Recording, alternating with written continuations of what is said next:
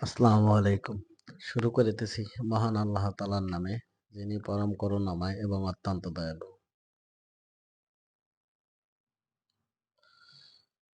আশা করছি সকলে ভালো আছেন। যে যেখান থেকে আমার এই ভিডিওটা দেখছেন, অবশ্যই ভিডিওটা না টেনে পুরো ভিডিওটা দেখবেন। এমনকি ভিডিওটা যদি ভালো লাগে আপনাদের কাছে লাইক, কমেন্ট করবেন, সবার মতামত জানাবেন এবং কি ভিডিওটা শেয়ার করে দিবেন। আমার একটি নতুন পেজটাকে সকলে ফলো দিবেন। তো বিশেষ করে অনেকে আমার কাছে জানতে চাইছেন যে ইতালি থেকে কেন বাংলাদেশে পাঠায় দিব বা পাঠায় দিতেছে। তো যারা আমার কাছে এই প্রশ্নটা করছেন তাদের সকলের উদ্দেশ্য বলছি, ভাই বর্তমানে বাংলাদেশ সরকার এবং ইতালিয়ান সরকার, বাংলাদেশ গভর্নমেন্ট এবং ইতালিয়ান গভর্নমেন্ট চুক্তিবদ্ধ হয়েছে। ইতালিয়ান সরকার বাংলাদেশের সরকারকে প্রশ্ন করছে, তোর দেশে এত রাজনৈতিক প্রবলেম কেন? তোর দেশে এত গরিব কেন? তার প্রশ্নের বিনিময়ে বাংলাদেশ সরকার উত্তর দিছে, আমার বাংলাদেশ ডিজিটাল বাংলাদেশ এবং আমার রাজনৈতিক কোনো প্রবলেম নেই এবং কি আমার ডিজিটাল বাংলাদেশে কোনো গরিব অসহায় দরিদ্র নাই। এরকমটা উত্তর দেওয়ার কারণে, এরকমটা নিশ্চয়তা দেওয়ার কারণে শতভাগ নিশ্চয়তা দিয়েছেন বাংলাদেশ প্রধানমন্ত্রী। তাই ইতালিয়ান সরকারের সাথে প্রধানমন্ত্রী সরকারের সাথে চুক্তি হয়েছে, যারা রাজনীতি কেস মারবো, প্রথম অবস্থায় রাজনৈতিক কেস গ্রহণযোগ্য হইব, কিন্তু যদি কেস নেগেটিভ খায় তাহলে তাকে অতি দ্রুত বাংলাদেশে পাঠিয়ে দেওয়া হইব। আর যদি কেস নেগেটিভ পায় তা আলহামদুলিল্লাহ, ইত্যাদিতে থাকার মতো একটা সুযোগ পাইল। আর বিশেষ করে ইতিমধ্যে বাংলাদেশের 2টি ভাইকে বাংলাদেশে পাঠিয়ে দিয়েছে। তারা রাজনৈতিক কেস মারছিল, তাদের কেস নেগেটিভ খাইছে।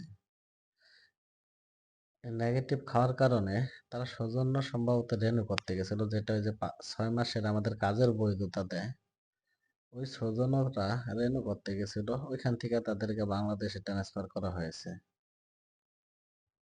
তো ইতালিতে যারাই অবৈধ আছেন, সামনে আপনাদের কমিশন আসবে বা কেস মারবেন, ফিঙ্গার করবেন ভাবছেন, তাদের দৃষ্টি আকর্ষণ করে বলছি, ভাই কেউ অসহায় প্লাস রাজনৈতিক 2টা কেস মারবেন না।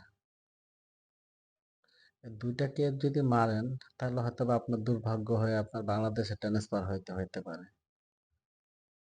সকলে অন্য কোনো চিন্তা ভাবনা নিয়ে কেসের চিন্তা ভাবনা করেন, কিন্তু 2টা কেস মারতে গেলে হয়তো বা আপনার ভাগ্যটা খারাপও হইতে পারে। আমি বলবো না যে আপনার ভাগ্যটা পুরাই খারাপ হইবে, এটা উপর আল্লাহ তাআলা, আপনার ভাগ্যের উপরে নির্ভর। কিন্তু ডিসিশন যেটা সরকার নিয়েছে, সরকার তার ডিসিশন মতোই চলবে।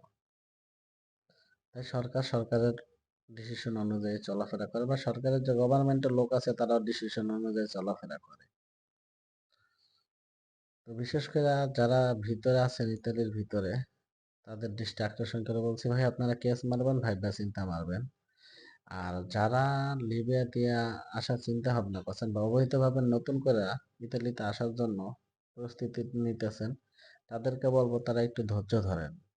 বর্তমানে ইতালি সরকার কোনো লোক রিসিভ করতেছে না অবৈধ।